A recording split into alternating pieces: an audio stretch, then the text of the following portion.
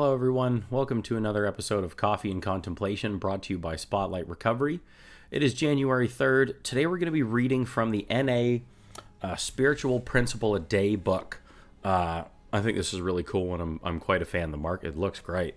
So this reflection today, so I got distracted. It's talking all about coming to accept ourselves, which I think is a huge challenge and struggle for a lot of us, both in addiction and recovery. It's a very important process for us. So it's why I picked this topic for today. So I'll pop it up here on the screen. Please feel free to read along and let's get into it. Coming to accept ourselves. Our sponsor's acceptance and our higher power's unconditional love made it possible for us to judge ourselves less harshly. From It Works, Step 12. No one comes to NA on a winning streak. Denial had helped us ignore the wreckage, but those days are long gone. Our minds no longer reassure us, you're living the dream, especially considering the lousy hand you've been dealt. In early recovery, we may experience rare glimpses of self-acceptance, but the mental beatings we give ourselves keep that optimism in check. We are undoubtedly our harshest critics. That's especially true when we make mistakes. Not showing up for a friend in need, unintentionally making another member uncomfortable, blowing off a commitment, using again. Even for members in long-term recovery, our disease continues to urge us to judge ourselves. Not being real about our mistakes and overindulging in self-pity or self-destructiveness runs counter to accepting ourselves as works in progress. Our one member recalled, through his steady encouragement in the face of my self-made disasters, my sponsors showed me unconditional love and helped me to be open to how a higher power was expressing it in my life. As my recovery continued, the chaos lessened, but the temptation to beat myself up remained. Sharing the exact nature of my wrongs in Step 5 and still being accepted unconditionally helped me unclench my fists a little quicker. Sponsors tell us the truth about ourselves. Inevitably, that truth is more loving, forgiving, and accepting than our version of things. Working the steps with our sponsor teaches us to find that truth for ourselves.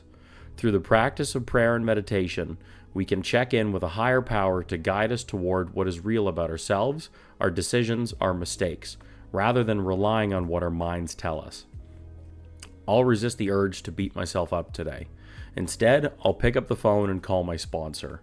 I'll take a moment with my higher power and get real. Nice. I'm just checking one more line here. Truth. Yeah. Yep. So yeah, I think this is a really good reflection. This stands out. This stands out a lot for me. There are a lot of things that really pop out for it.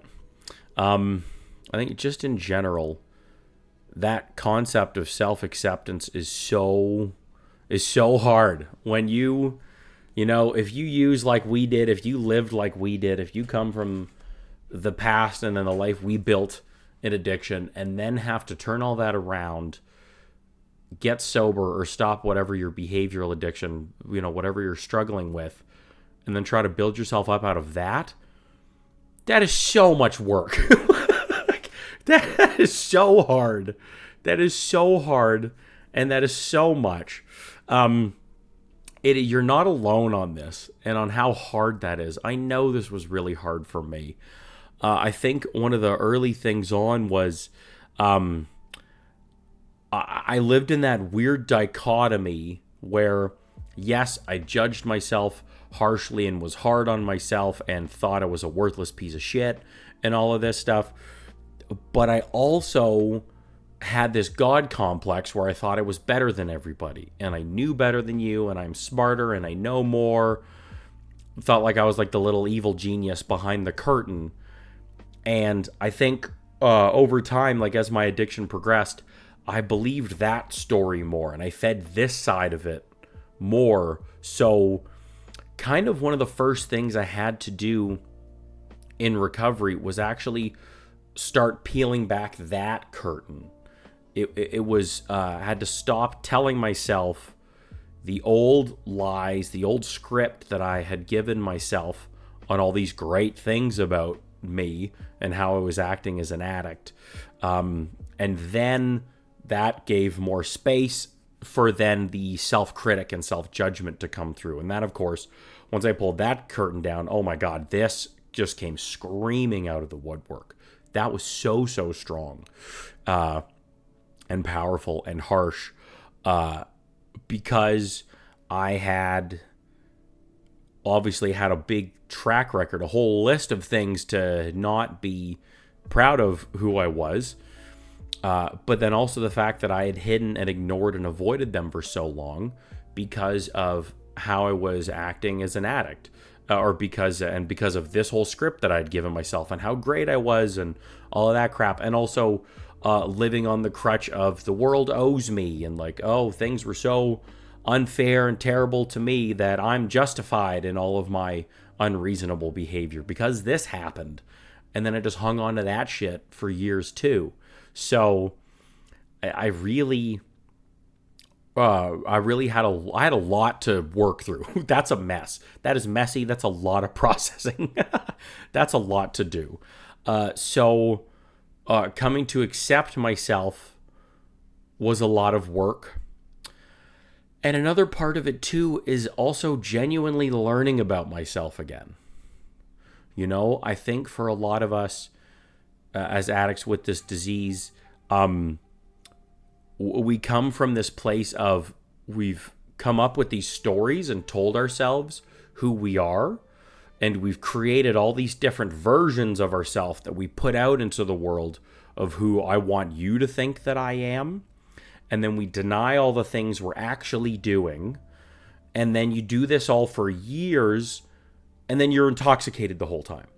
So that is really blurred and messed up. Or then if it's behavioral addiction, you're then living how many different versions of your life, absolutely getting some other form of that mental intoxication, these dopamine hits from the behavior that you're feeding off of, right? It's very, very similar. So that is a mess, and that is blurry, and that is just this gross soup. And like, it's really understandable to come out of all of that and be in early recovery and be like, who the fuck am I?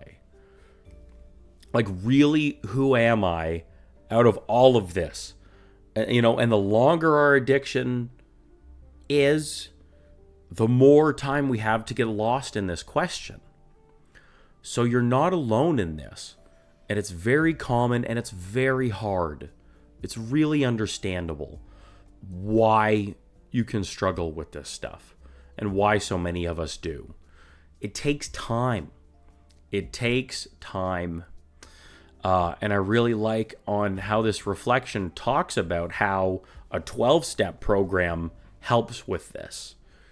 They do really help a lot. It's not the only. There were other pieces to it too. But the 12-step aspect of having a sponsor to take you through these 12 steps, because you build a relationship with this person over time. So they get to know you and see you. As you're doing your step work, you are breaking down and dissecting all these different things, these questions we were asking ourselves earlier. You're going through them all in the steps. And especially steps 4 and 5, 4 through 7 really, where you're taking this whole inventory of your past and looking at your resentments, fears, relationship inventory, all these aspects of yourself. Then that rolls out into looking at what are your character defects and your shortcomings. You really get to know a lot of yourself through that process.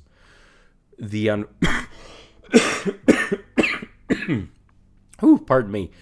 The unfortunate side of that is that you're really looking at mostly or all of the negative stuff.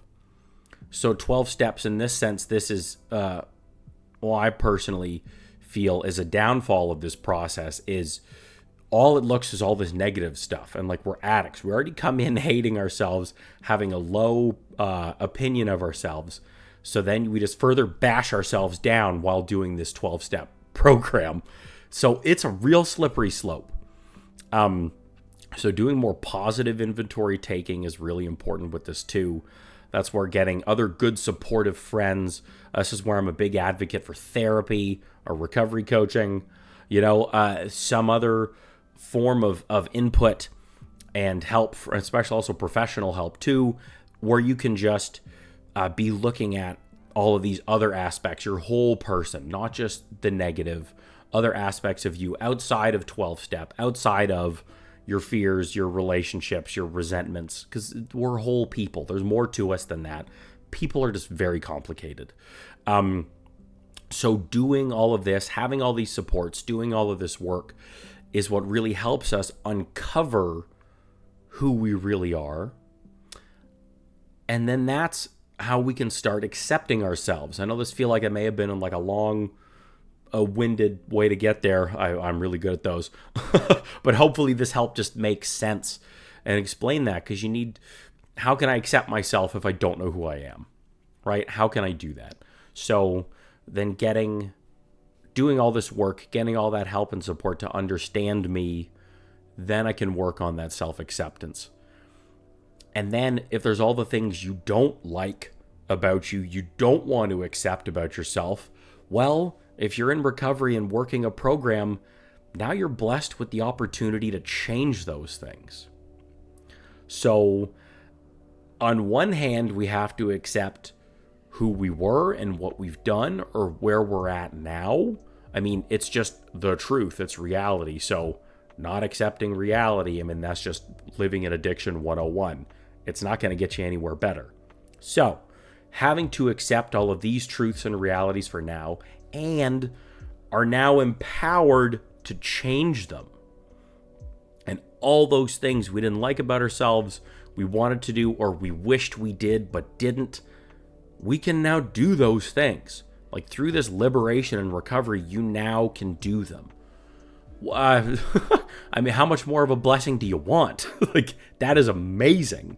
That is absolutely amazing. So that's what pops out for me with this. That's where I'm at on self-acceptance. That fired me up. I love this. I love the topic. I do now love this process that I've gone through to be able to get here. It was a lot. It's something I still work at. I think we work at it every day and all the time for ourselves.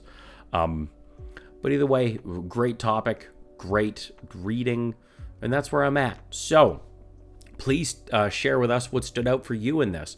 Put them down in the comments. Where are you at with self-acceptance? What are some of the challenges or struggles you've had with that? Or things that have helped you overcome them? What stands out for you in this reflection? Please float up the comment section. We'd love to hear from you. Love the input, and those shares could help somebody else, and that's the whole point. Okay? Please check out the description for all the rest of the ways that Spotlight Recovery can support you.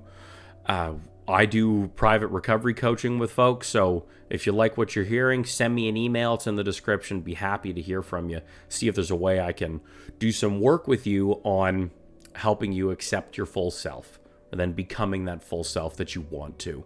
Okay? We've also got other recovery coaching videos in there that can help with these kind of topics, a podcast, blog, merch.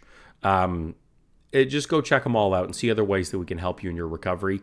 And then if you want to help us, you're liking this content, want to see more of it, please consider donating, supporting the channel that way, becoming a member, sharing, subscribe, all the YouTube things. They all really do help. Okay, so check them out. Thank you for joining us. I hope this resonated with you today. Have a blessed 24, and we'll see you again tomorrow. Bye for now.